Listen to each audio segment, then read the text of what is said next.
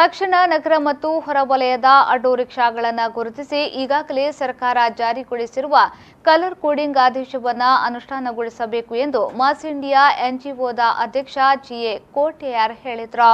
ಸುದ್ದಿಗೋಷ್ಠಿಯಲ್ಲಿ ಮಾತನಾಡಿದ ಅವರು, ಉಡುಪಿ ನಗರಸಭೆಯ ವ್ಯಾಪ್ತಿಯಲ್ಲಿ 3,500 ರಿಕ್ಷಾಗಳು ಓಡಾಟ ನಡೆಸುತ್ತಿದೆ. ಇಲ್ಲಿಯವರೆಗೆ ಸಂಪಾದನೆ ಇಲ್ಲದೆ ಕಷ್ಟಕ್ಕೆ ಸಿಲುಕಿದ್ದಾಗ ಹೊರವಲಯದಿಂದ ರಿಕ್ಷಾಗಳು ಬಂದು ನಗರದಲ್ಲಿ ದುಡಿಯುತ್ತಾರೆ. ಈ ರಿಕ್ಷಾಗಳನ್ನು ಗುರುತಿಸುವಂತೆ ಕಲರ್ ಕೋಡಿಂಗ್ ಹಾಕುವಂತೆ ಮನವಿ ಮಾಡಲಾಗಿತ್ತು. ಅದರಂತೆ ಆರ್ಟಿಒ ಅಧಿಕಾರಿಗಳು ನಗರಸಭೆ ವ್ಯಾಪ್ತಿಯಲ್ಲಿರುವ ಪ್ರತಿಯೊಂದು ರಿಕ್ಷಾಗಳಿಗೆ ವಲಯ 1 ಮತ್ತು ಹೊರಗೆ ಇರುವವರಿಗೆ ವಲಯ 2 ಎಂದು ಕಲರ್ ಕೋಡಿಂಗ್ ಮಾಡುವುದಕ್ಕೆ ಆದೇಶಿಸಿದ್ದಾರೆ.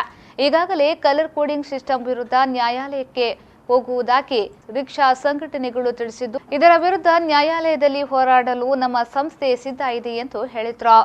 ಕಲರ್ ಕೋಡಿಂಗ್ ಡಿಜಿಟಲ್ ಅಂದ್ರೆ ಅದೊಂದು ನಂಬರ್ ಕೊಡ್ತಾರೆ.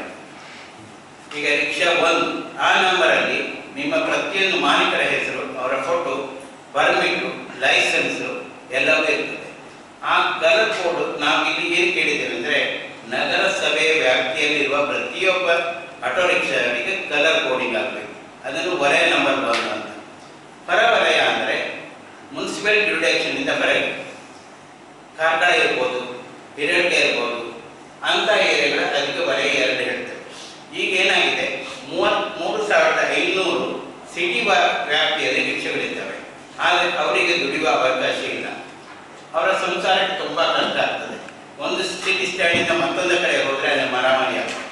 ಅದಕ್ಕಾಗಿ ಸರ್ಕಾರದಿಂದ ಒಂದು ಮಾನ್ಯತೆಯನ್ನು ಕೇಳಿದ್ರು. ಸರ್, ಇದು ಇಡೀ ವರ್ಲ್ಡ್ ಅಲ್ಲಿ ಉಂಟು, ಯಾಕೆ ಉಡುಪಿಯಲ್ಲಿಲ್ಲ ಅಂತ. ಮಂಗಳೂರಲ್ಲಿ ಕೇಳಿದ್ರು, ಮೊನ್ನೆ ಆಯ್ತು. ಇಲ್ಲಿ ನಾವು ಕೇಳಿದ ಮಾನವ ಹಕ್ಕಲ್ಲಿ ಒಂದು ಆದೇಶದ ಪ್ರಕಾರ ಅವರು ಕನ್ಸಿಡರ್ ಮಾಡಿ ಮೊನ್ನೆ